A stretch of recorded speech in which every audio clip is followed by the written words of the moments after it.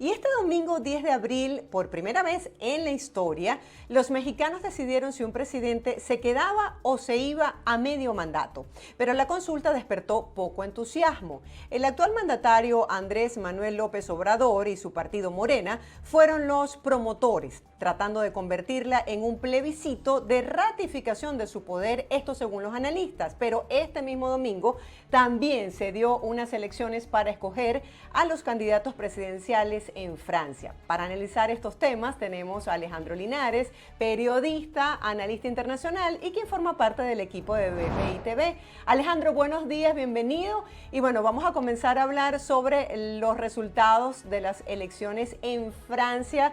Se vuelven a ver estos rivales. Quiero que nos hables un poco acerca de los resultados de esta primera jornada electoral. Bienvenido. Hola Marjorie, ¿qué tal? Buenos días, saludos para ti, saludos también para la audiencia. Con relación a las elecciones en Francia,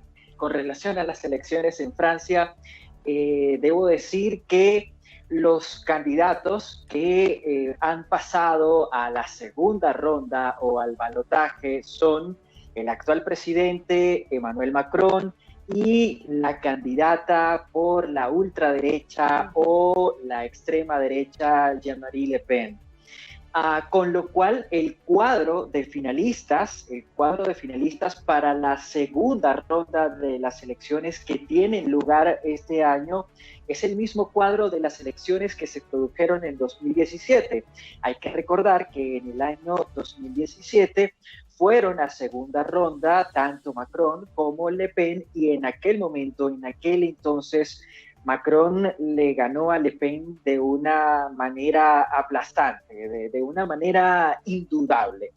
En el caso de las elecciones o de la primera ronda, de la primera vuelta que se celebró el día de ayer, el domingo, hay que decir que el resultado definitivo es de un 27.4% de los votos a favor de Macron, un 25.25% de los votos a favor de Le Pen. ¿Qué nos quiere decir este resultado? Que entre Macron y Le Pen y Macron, hay una diferencia de 2 puntos porcentuales, un poquito más de 2 puntos porcentuales. Esto en términos electorales se traduce como un empate técnico. Es decir, evidentemente Macron ganó la primera vuelta y pasó al balotaje, pasó a la segunda vuelta como el candidato más votado en primera ronda. Pero la diferencia entre Emmanuel Macron y Jean-Marie Le Pen no es lo suficientemente abierta, no es lo suficientemente amplia como para decir que Emmanuel Macron le ganó de manera contundente a Jean-Marie Le Pen. Alejandro, cuéntame según tu opinión, cuéntame según tu opinión cuáles son las fortalezas y debilidades de cada uno, porque ya hemos visto la propuesta que viene implementando Macron, pero quisiéramos conocer qué es lo que propone su contrincante. Sí, bueno, la principal fortaleza de Emmanuel Macron es que se trata de un candidato que por su posición moderada, por su postura moderada, es capaz de aglutinar a sectores de distintos o con distintos tintes políticos. De hecho, el mismo día de ayer, los ahora ex candidatos presidenciales de izquierda, del Partido Comunista, del Partido Ecológico, del Partido Conservador, todos empezaron a cerrar filas a favor de Emmanuel Macron, en torno a Emmanuel Macron. Entonces, una de las principales fortalezas de Macron es esa, que su posición moderada le permite reunir el favor, el beneplácito, el apoyo de otros sectores o de distintos sectores de la política francesa. Otra de las fortalezas de Macron es su buena gestión en materia económica, porque si bien es cierto que en este momento Francia, como muchos otros países del mundo, atraviesa por un periodo inflacionario producido o provocado por la pandemia, si bien es cierto que eso es así, también es cierto que en este momento Francia tiene su tasa de desempleo más baja desde el año 2008, lo cual es producto de las políticas acertadas de Emmanuel Macron y de su equipo de trabajo. Con relación a las propuestas de Le Pen, de Jean-Marie Le Pen, hay que decir que Jean-Marie Le Pen es euroescéptica y aparte de eso es anti-inmigración.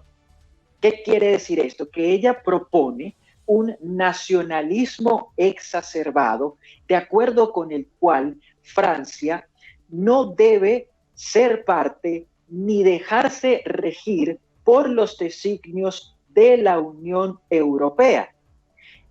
Jean-Marie Le Pen también ha propuesto, por ejemplo, la salida de Francia de la Organización del Tratado del Atlántico Norte.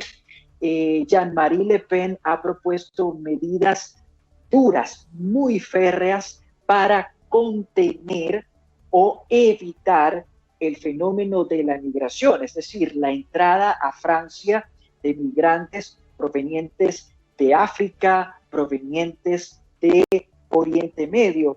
Y Jean-Marie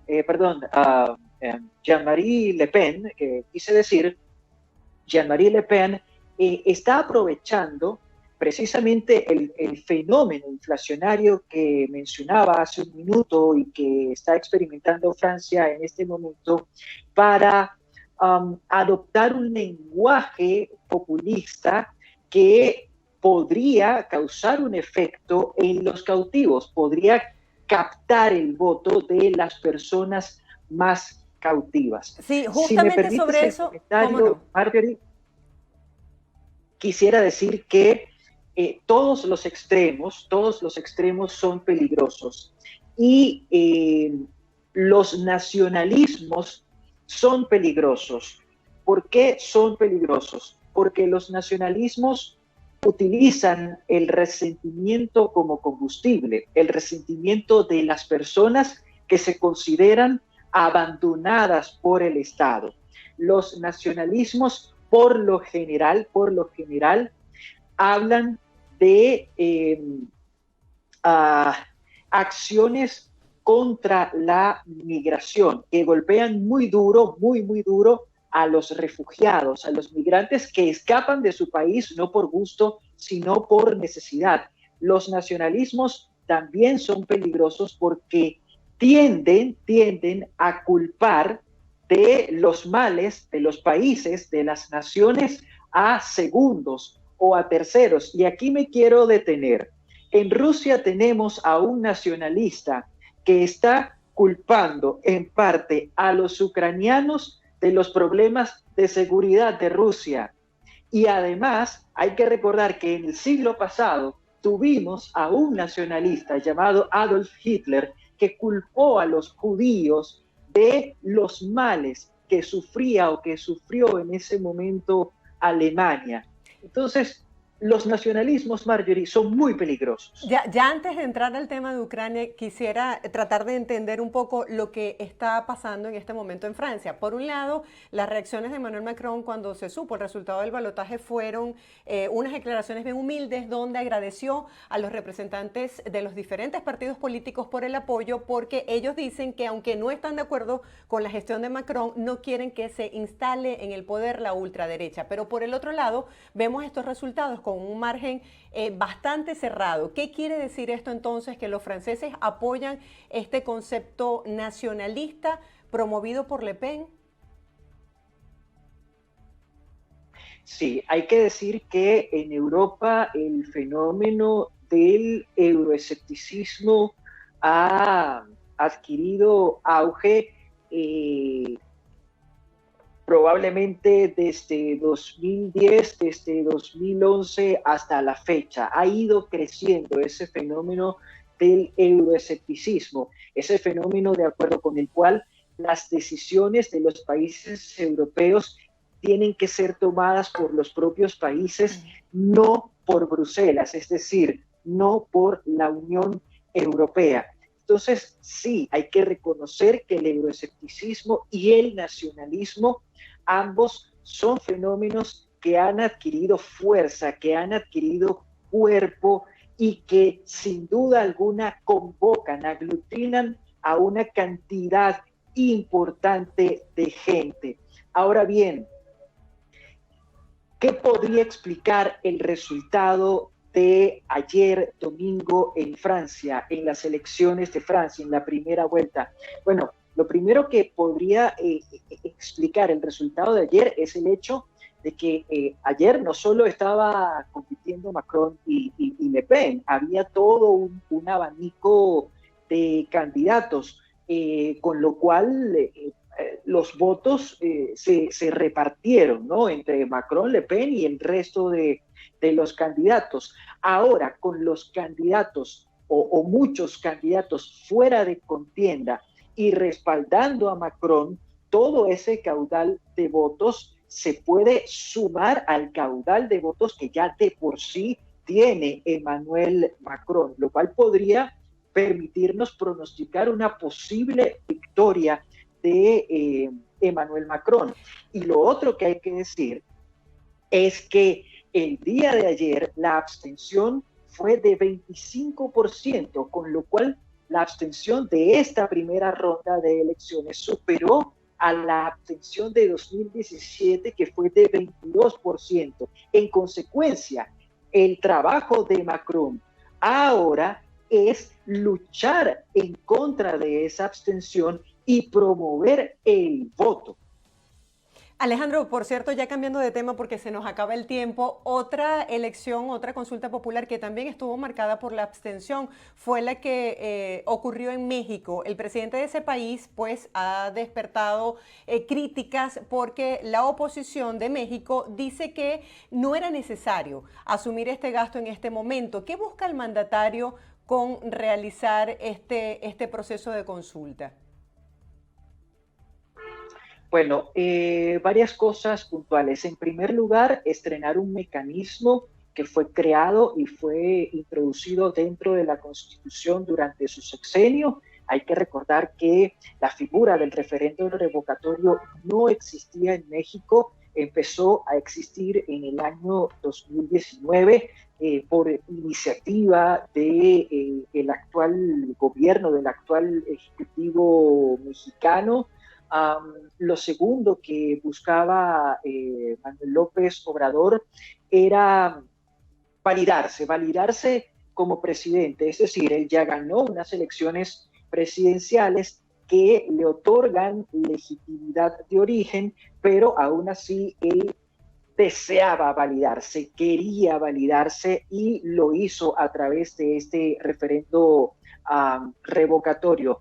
Además de eso, López Obrador está midiendo el pulso electoral. Si bien es cierto que en México no existe la figura de la reelección presidencial, lo cual quiere decir que al terminar el actual sexenio, López Obrador no podría reelegirse, hay que tomar en consideración que en junio de este año México va a unas elecciones regionales, con lo que el referendo de ayer, la consulta referendaria de ayer sirve como termómetro para medir cómo está Morena, el partido de López Obrador, en las regiones, ¿no?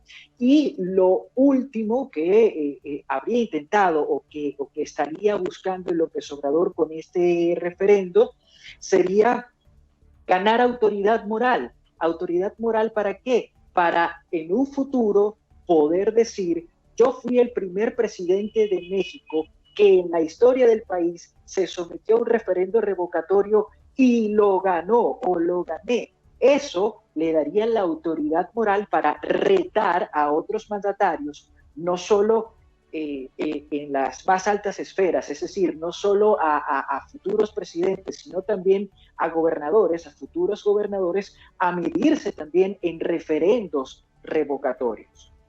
Sí, también López Obrador acusó al Instituto Nacional Electoral de no prohibir de manera imparcial las expresiones que han surgido sobre la consulta. ¿Cuál es tu lectura de esto?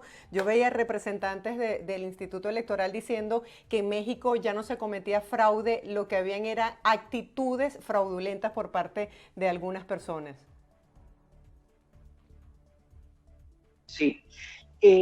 Hay que decir que el Instituto Nacional Electoral de México es un órgano o un organismo autónomo, es un organismo independiente que, por supuesto, no tiene ni debe estar bajo el control de ningún otro poder y no debe permitirse influencias de ningún otro poder. Lamentablemente, el presidente López Obrador no ha entendido, al parecer, no ha entendido este hecho, no ha entendido esta realidad y no solo pretendió ejercer algún tipo de influencia sobre el INE mexicano, sino que además lo criticó porque el INE, es decir, el Instituto Nacional Electoral, castigó, amonestó a algunos actores políticos que forman parte de Morena, del Movimiento Renovación Nacional y que son cercanos a López Obrador, que son cercanos al gobierno. El INE castigó a esos actores políticos por hacer campaña a favor del revocatorio, y no solo a favor del revocatorio, sino a favor de López Obrador. Esto constituye una violación de la ley electoral mexicana, porque en México, al menos en el caso de los referendos, los únicos que pueden hacer campaña, los únicos que pueden promover votos a favor o en contra son las organizaciones civiles, son las organizaciones no gubernamentales, las fundaciones, no los partidos políticos. Alejandro, para pasar ahora al tema de Ucrania y hablar acerca de los últimos acontecimientos, hemos visto en los medios de comunicación que se habla de un general que ahora está a cargo de esta guerra que se le conoce como el carnicero de Siria. Entre tanto sale el presidente Zelensky pidiendo más ayuda internacional. Hemos visto algunos países que han prestado no solamente apoyo económico, sino también asistencia en cuanto a armas y en cuanto a personas que vayan a apoyar en esta guerra. También vemos visitas del primer ministro británico Boris Johnson a Ucrania. Coméntanos un poco cómo se han movido las piezas en estos últimos días y cuál es la lectura que tú tienes en cuanto al apoyo internacional en esta invasión. Ok. Con relación a la visita del primer ministro Johnson, hay que decir que Boris Johnson visita Ucrania en parte para ratificar en persona, para ratificar de cuerpo presente el apoyo que Reino Unido le da a Ucrania y al presidente Volodymyr Zelensky. Pero Johnson también visita Ucrania porque hay que recordar que Reino Unido ya no forma parte de la Unión Europea. En días pasados estuvo en Ucrania Josep Borrell, jefe de la diplomacia europea, y también la señora Ursula von der Leyen. Ambos acudieron a Ucrania en representación de la Unión Europea. Si Reino Unido siguiera formando parte de ese bloque de la Unión Europea, no hubiese hecho falta que Boris Johnson se presentara en Ucrania. Pero como ya Reino Unido no es parte de la Unión Europea, entonces Reino Unido tiene que hacerse presente en Ucrania de forma individual. Alejandro, háblame un poco acerca de las medidas de seguridad. ¿Cómo una figura tan prominente del mundo asiste a un país que está en guerra? ¿Cuáles son las medidas, el protocolo que se establece para de alguna manera garantizarle su integridad física? Bueno, evidentemente lo primero que se hace es un estudio de campo, es decir, antes de emprender el viaje, los servicios de inteligencia también los servicios o el servicio que está a cargo de la seguridad presidencial, o en este caso de la seguridad del primer ministro, hacen un estudio de campo, un estudio de reconocimiento para determinar cuál es la situación in situ, para determinar cuál es el día y a qué hora de ese día es más conveniente la visita. Y una vez que se está en el sitio, pues la seguridad en torno a estas figuras, a los primeros ministros, a los presidentes, es máxima.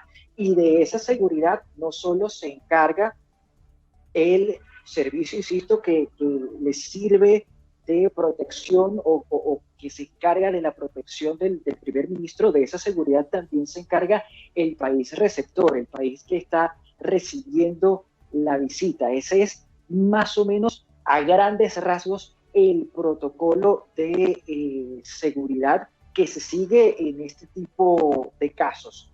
Sí. Ahora bien, quiero aprovechar que seguimos hablando de Ucrania para responderte o hacerte un comentario sobre algo que mencionabas en un principio.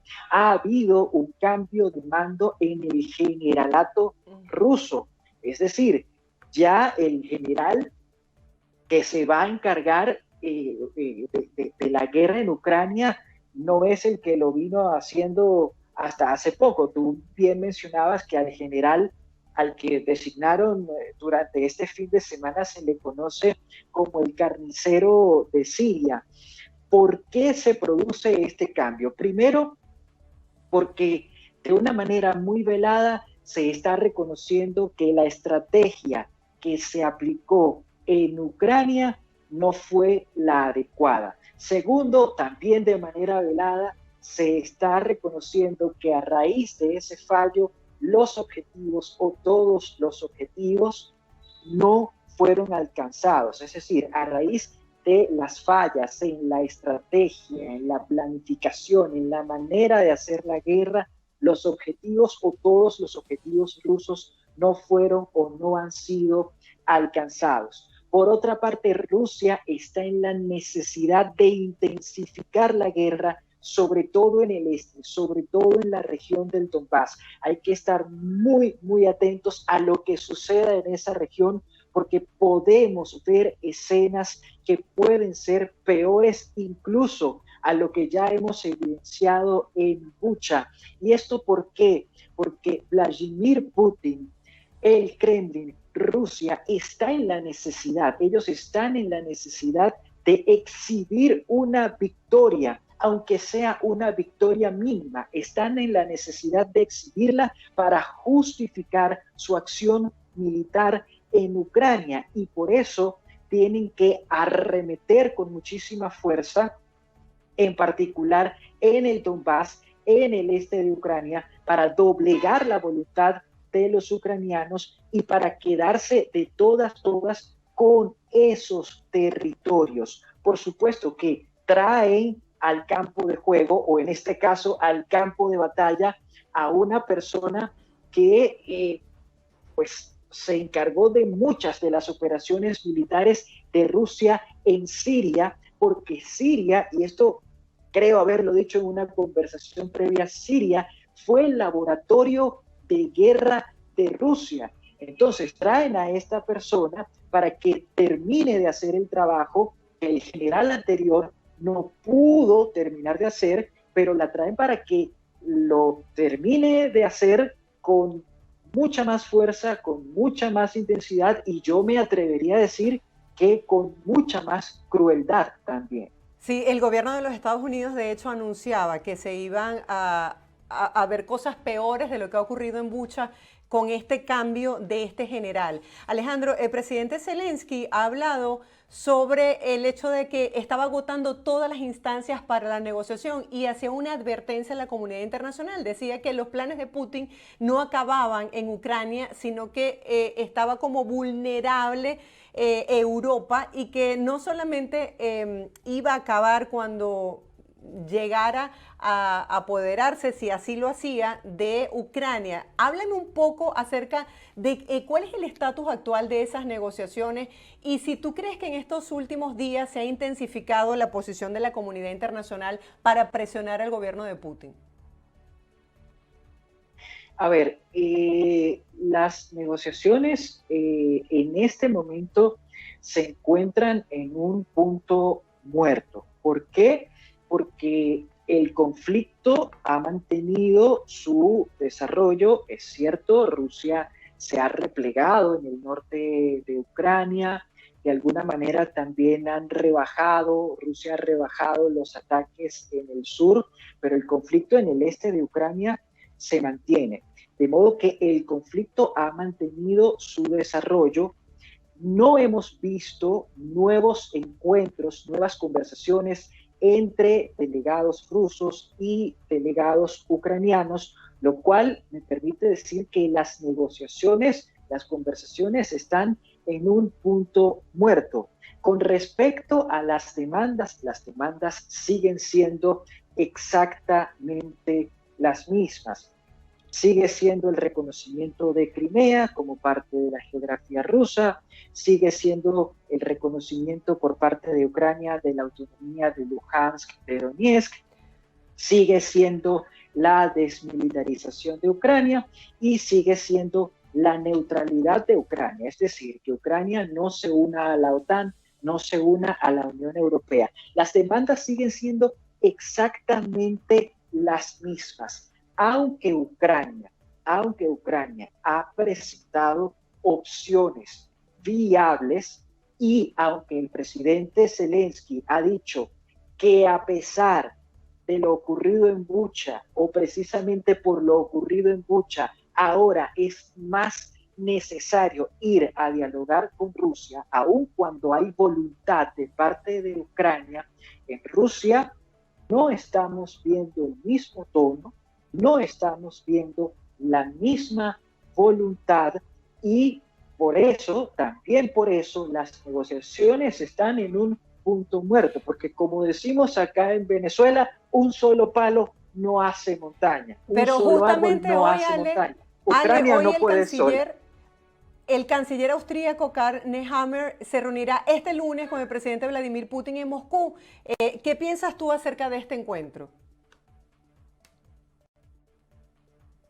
A ver, ¿me repites la pregunta, Marjorie, sí, por favor? Hoy un representante de Austria va hasta Rusia para reunirse con Vladimir Putin, por lo que siguen insistiendo algunos países para tratar de llegar al fin de esta guerra a través de la negociación. ¿Tú crees? Estaba viendo la opinión de los analistas y decían que con la colocación de este general a cargo de la invasión rusa a Ucrania, esto dejaba ver que Putin no quería negociar, que por el contrario iba a continuar y a hacer mucha más cruda esta escalada. Sí, a ver, todos los países, Turquía, Francia, China, tú mencionabas a Austria, todos los países están haciendo esfuerzos para interceder, para mediar, para tender puentes. El punto es que por mucho que intenten los países, y aun cuando hay voluntad del lado ucraniano, del lado ruso, al parecer no existe la misma voluntad. Uh-huh. Y así como para pelear se necesitan dos o más. Para negociar también se necesitan dos o más.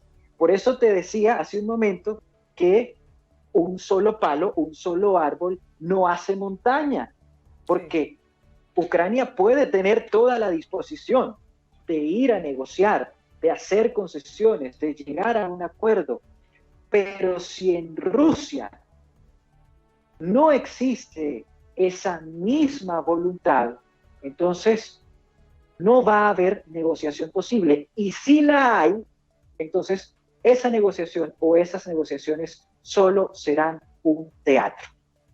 Gracias, Alejandro, por esta importante información que pone en el contexto temas que son noticia para Latinoamérica y el mundo. Gracias siempre por tus comentarios tan asertivos. Feliz inicio de semana.